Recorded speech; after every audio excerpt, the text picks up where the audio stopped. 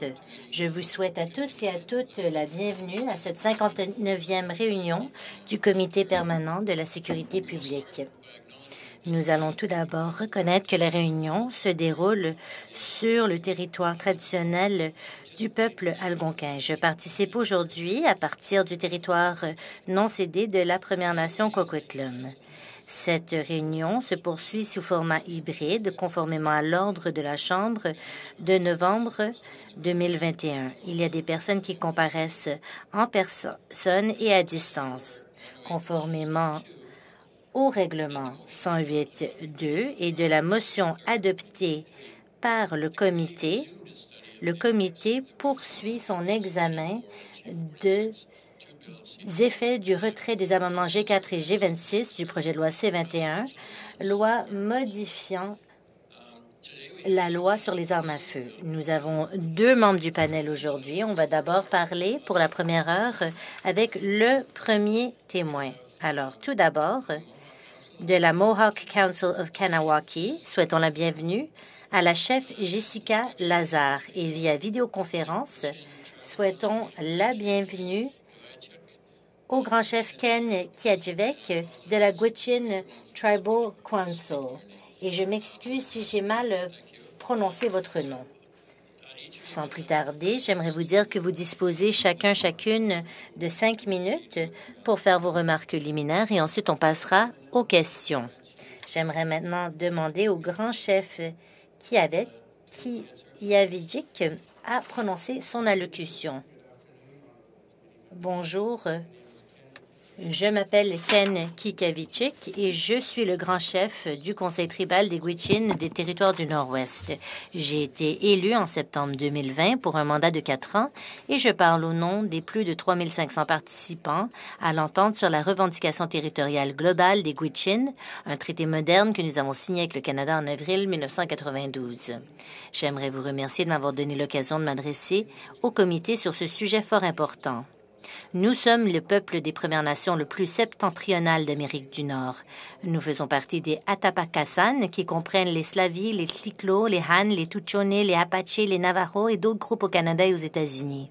Les Gwich'in vivent dans 11 communautés différentes qui s'étendent de l'intérieur de l'Alaska jusqu'à la vallée du Mackenzie dans les territoires du nord-ouest du Canada, en passant par le Yukon. Pendant des millénaires, notre nation Gwich'in a vécu un mode de vie nomade et de subsistance en suivant principalement la horde de caribous de la Porcupine. Nous avons coexisté avec ces ressources vitales en suivant nos valeurs. L'honneur, la gentillesse, le rire, nos histoires d'honnêteté et d'équité, le partage et l'entraide et enfin, mais certainement pas le moindre, le respect. C'est sur cette valeur de respect que je vais axer ma présentation. Elle est à la base du point de vue du Conseil tribal des Gwich'in sur les amendements proposés dans le cadre du projet de loi C-21 et sur la stratégie actuelle du gouvernement fédéral en matière d'armes à feu. Comme nous le savons tous très bien, les massacres successifs, notamment à l'École polytechnique en 1989, à l'Université Concordia en 1992 et à Vernon en Colombie-Britannique en 1996 et plus récemment à Mayerthorpe en 2005, la colline du Parlement en 2014 et en Nouvelle-Écosse en 2020, ont entraîné la perte tragique d'agents de la GRC et d'autres citoyens canadiens. Ce sont les individus qui ont commis ces meurtres atroces qui sont à blâmer pour ces actes de violence insensés. La santé mentale, la misogynie et l'intention criminelle sont à l'origine de ces tragédies.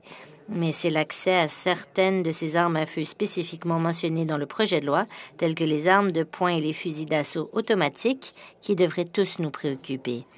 Par conséquent, nous sommes d'avis que les amendements proposés dans le projet de loi C-21 n'auront pas assez loin dans la révocation des permis pour les agresseurs connus ou potentiels par le biais des lois sur le drapeau rouge et le drapeau jaune. Nous suggérons une suspension automatique de 60 jours pour ceux qui ont un drapeau jaune et de 90 jours pour ceux qui ont un drapeau rouge. Ceci est particulièrement important dans les situations de violence domestique. En termes simples, le Conseil tribal des Gwich'in soutient la restriction des armes d'assaut automatiques de grande puissance qui sont généralement utilisées dans des applications militaires. Bien trop souvent, certaines de ces armes ont complètement submergé les autorités dont nous dépendons pour notre sécurité publique.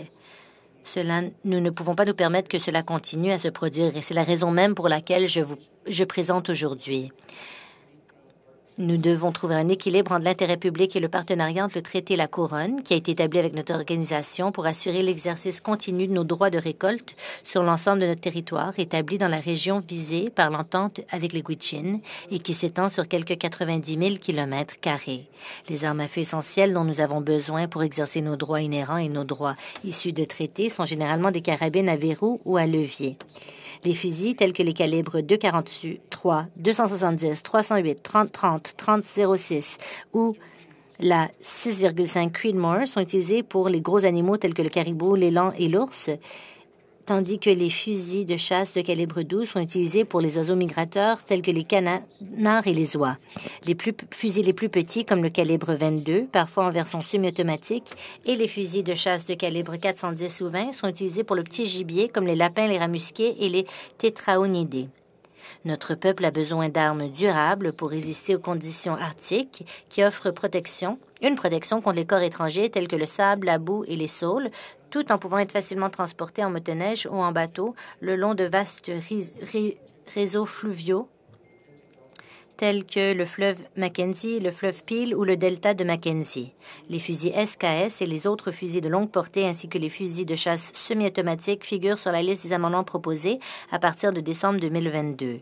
Ces armes sont courantes dans nos communautés, en particulier les fusils Lee-Enfield de calibre 303, connus sous le nom de Ranger Guns, car ils ont été historiquement distribués à nos participants appartenant aux Rangers canadiens. Ces modèles spécifiques devront être examinés, comme cela a été expliqué lors d'un appel auquel j'ai participé avec le ministre Mendicino le 31 janvier. Si certains de ces modèles sont listés dans cette législation, alors un processus pratique et approprié pour un programme de rachat serait intéressant pour nos participants et nos communautés afin de compenser pour toute perte encourue. Nous serions également intéressés par des exemptions potentielles pour certains modèles qui sont essentiels à la chasse et à l'intendance des Gwich'in. Nous ne remettons pas en question l'intention de ces amendements, mais il est clair qu'il faut poursuivre l'engagement et la consultation avec les nations autochtones, telles que les Gwich'in et plus généralement avec les Canadiens dans leur ensemble. Les gens sont passionnés par cette question car de nombreux Canadiens, autochtones et non autochtones, estiment que l'exploitation respectueuse des ressources naturelles de ce pays et la possibilité de parcourir nos grandes terres avec fierté et en sécurité font partie de nos besoins fondamentaux et de nos droits humains, au même titre que les droits consacrés par nos traités.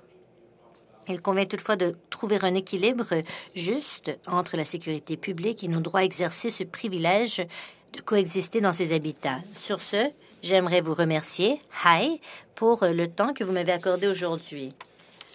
Merci. Alors, Madame la chef Lazare, allez-y.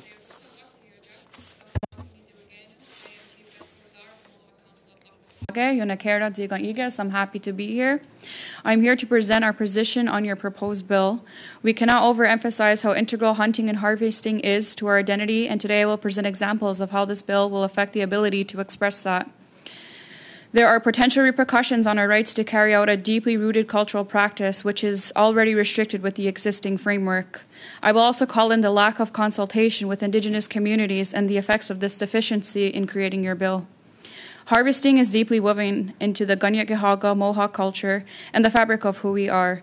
As Ungwehue, meaning original people, we have inherent practices that we've been engaging in since time immemorial. These practices are deeply ingrained in our ceremonies. They stem from inherent roles and responsibilities that are integrated into who we are from a generational and family level from birth. 6 years ago, my son was named in a naming ceremony.